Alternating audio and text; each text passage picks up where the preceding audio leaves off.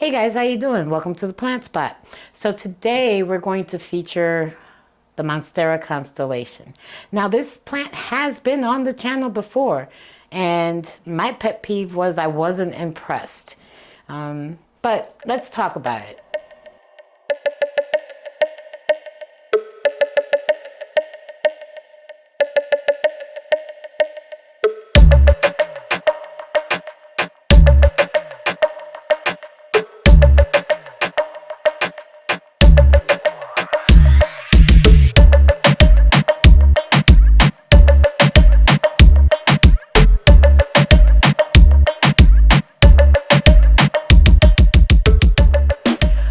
All right, guys, as I mentioned, today we're going to visit the Monstera Constellation.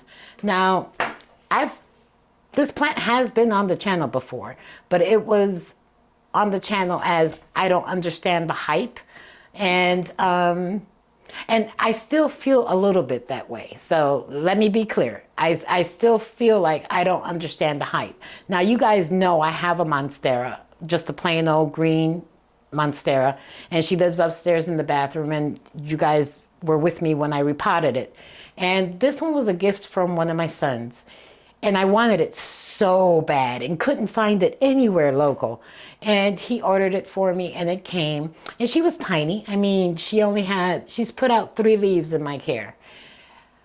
My thing about it is, even though she's under highlight, I don't have that variegation, that the constellation, or at least the variegation I think I should have, because she's not an albo. I get that, and I know that the constellation is more of a spotted variegation type thing, but I don't know, there's just something about her. Don't get me wrong now, I'm not knocking the constellation. I think she's a beautiful plant. I just wish I had more variegation. It just might be my specimen. Okay, so I've gotten that off my chest. Let's talk about the care for this plant. Currently, this plant is getting, I wouldn't say direct light, but she's getting bright light. She lives in that corner over there. In the corner, over here next to where my husband is filming, and I have a spotlight or a grow light that hits her from above. I have found her to be extremely easy to care for. Typically, I wouldn't put a Monstera on a pole because their roots can get so long. But this one, when I got her, she was so tiny, and when I decided to upsize her, it just seemed natural to put her on the pole because her aerial roots had not formed as large as the one that I have upstairs. And I think that for this one, she is benefiting from that moss pole. I water this plant about once a week, no timetable, just when I see that the soil is dry like it is right now, and her pole is still moist. But if I give her, she takes a 12-ounce bottle, so I give her that, and that's enough to dampen the medium at the bottom and maintain this moss pole moist. Again, you guys know that I'm a leaf girl, so when she started putting out leaves in my care, it's like with everybody in the fenestrations, you want to see those fenestrations. So her very first leaf in my care, she did put out fenestration. I think that's the prettiest leaf because it has the most variegation. Then she put out this one, and then she put out this one, which again, it's got some pretty decent variegation on it. And as you can see, she's got a new emergent. So she's got a new baby coming out, or a new leaf coming out. And what made me smile about this one, she said, I'm gonna put you in check, right? She's got fenestrations on both sides. So is she trying to win me over? Absolutely. Just for the ease of care, the fact that she's trying to put out a little bit more variegation. Her leaves are starting to double fenestrate. So these are all things that make me say, okay, maybe she's not that bad.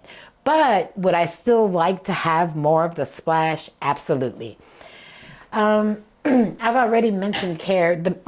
Excuse me. The medium is the same chunky soil mix that I always use. The lighting is bright and indirect. I water her once a week. She gets watered with every watering. Let's see, what else can I tell you about her? She is actually rooting into the pole. So, as you can see, she's got a whole lot of roots in here. I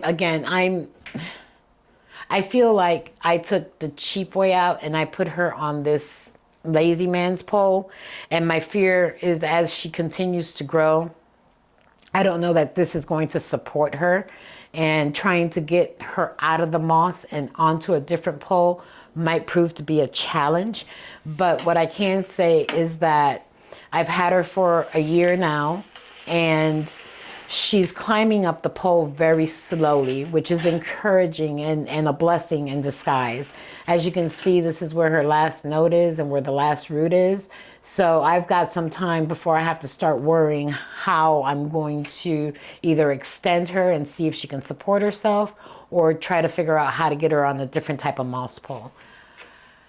But with all of that being said, would I recommend this plant to a newbie? And especially now, you know, when the ties came out, it was like hot commodity, right? Everybody wanted a tie, and these things were going in the triple digits for small plants.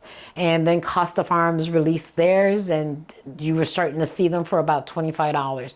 And I think now you can even find them less expensive. And with tissue culture, which I'm not a big fan of, and we'll talk about that. That's a different subject for another day.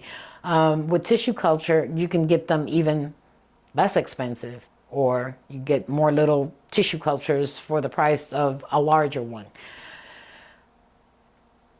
I personally would start with a young one so that it can acclimate to your environment. That's something that I'm always going to say when I review these plants. I have found that when I buy one that's full grown, I struggle a little bit more. And when they're younger and they grow with me and I grow with them, I learn how to better care for them.